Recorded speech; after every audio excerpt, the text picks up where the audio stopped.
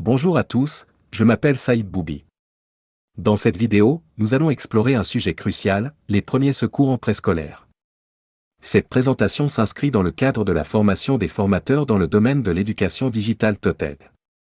Cette formation est lancée par l'Académie de l'éducation digitale pour la formation des formateurs et c'est un projet qui est affilié à l'Association de l'éducation digitale. Avant de commencer, j'aimerais présenter mes sincères remerciements aux encadrants de cette formation qui sont Madame Mariam Janati Idrissi, Monsieur Abdul Karim Laptira et Monsieur Karim Al-Vadghiri. Pour introduire ce sujet, j'aimerais bien insister sur le fait que les premiers secours sont des compétences essentielles pour tous, mais elles revêtent une importance particulière pour nos enfants. Pourquoi ? Parce que, malheureusement, les enfants sont plus susceptibles de subir des blessures.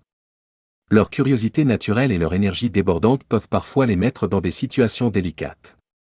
C'est pourquoi l'apprentissage des premiers secours en préscolaire est essentiel. Il va bien au-delà de la simple connaissance des gestes de base.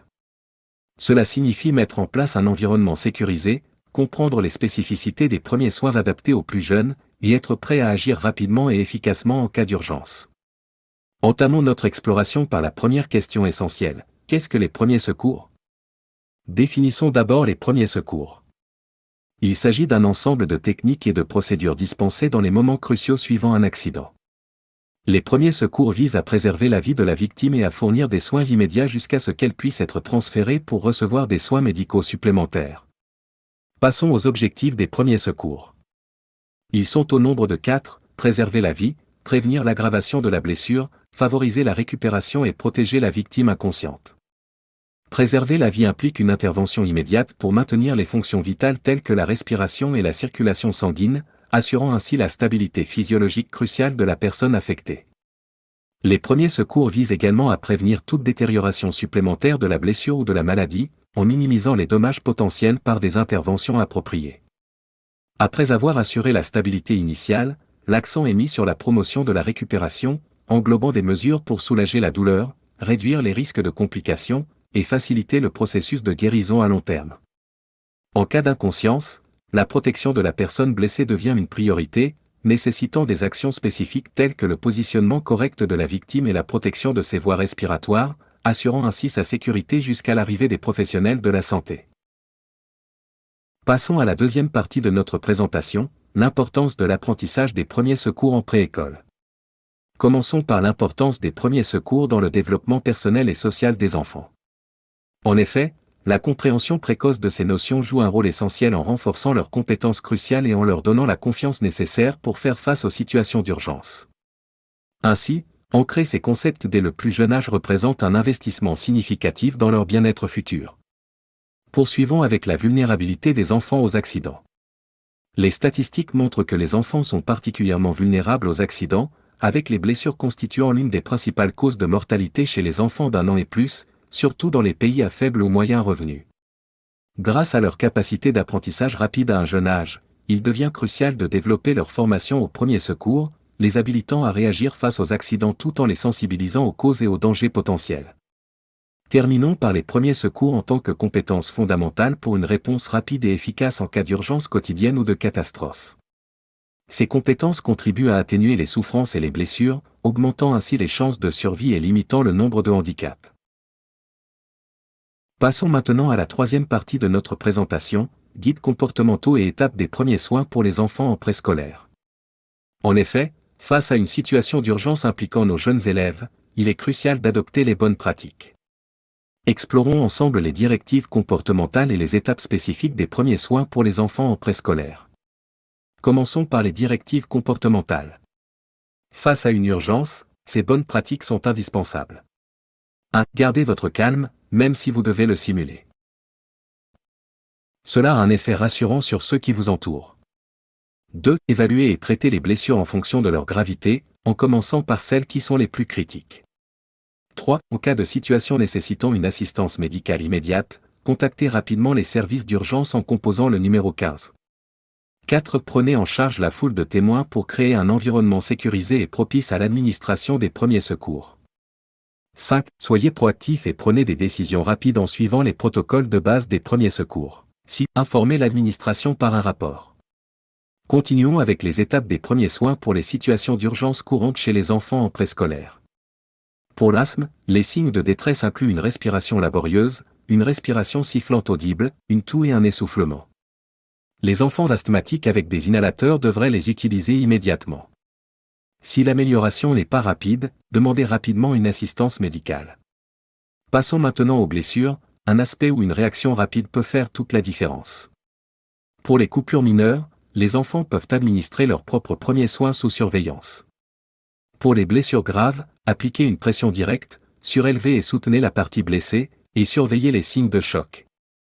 Passons maintenant à une situation délicate, le mal de ventre chez les enfants en préscolaire. Face à un enfant qui se plaint de mal de ventre, commencez par l'interroger sur la localisation précise de la douleur, interrogez-le sur la localisation de la douleur et la possibilité de vomissement.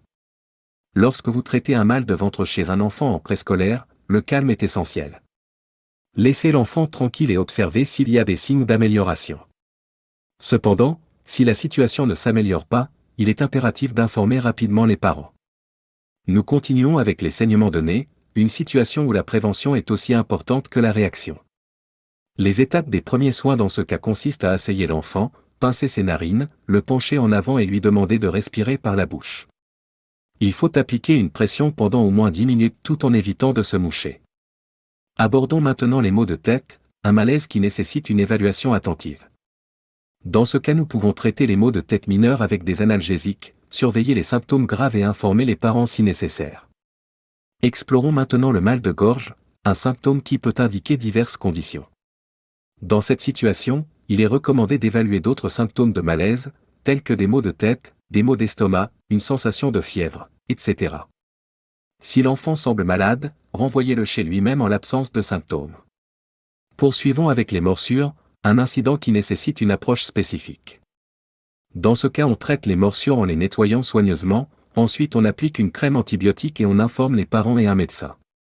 Passons aux blessures dentaires, un domaine où une réaction appropriée peut préserver la santé bucco-dentaire de l'enfant.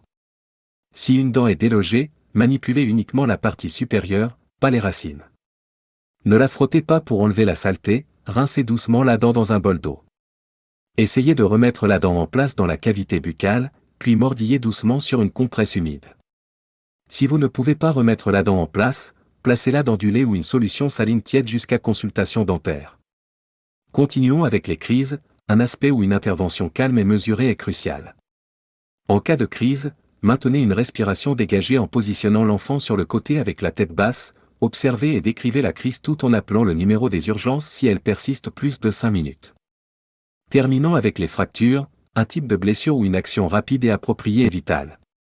En cas de saignement, appliquez une pression directe, immobilisez la zone, maintenez l'articulation au-dessus et en dessous de la fracture, utilisez des compresses froides et informez immédiatement les parents. Pour conclure, je tiens à souligner qu'à travers ces étapes essentielles des premiers soins destinés aux enfants en préscolaire, il devient indéniable que l'apprentissage précoce de ces compétences revêt une importance capitale. En effet, l'acquisition précoce des premiers secours n'est pas simplement une nécessité, c'est un investissement dans la sécurité et le bien-être de nos enfants. Cette démarche va au-delà de l'acquisition de compétences pratiques.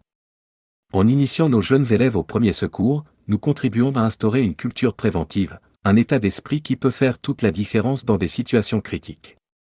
De plus, cette formation ne se cantonne pas à la sphère technique, elle joue un rôle clé dans le renforcement du développement personnel et social de nos enfants.